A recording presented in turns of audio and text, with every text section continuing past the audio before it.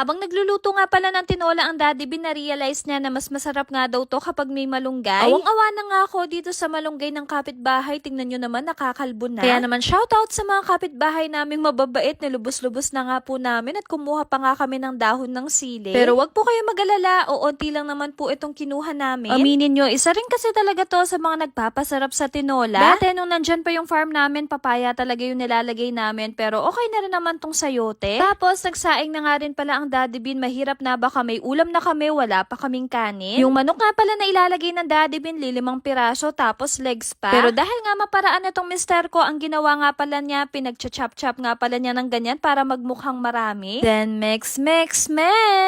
Alam nyo ba, isa yung tinola sa pinakagusto ko sa niluluto ng Daddy Bin. And in fairness naman sa kanya, nag-level up na talaga siya dahil nga nasanay na siya magluto ng tinola, hindi na nga siya nanonood ng panlasang Pinoy. At ang biro pa nga niya sa akin, masking daw nakapikit siya, kayang-kaya nga daw niya tong lutuin.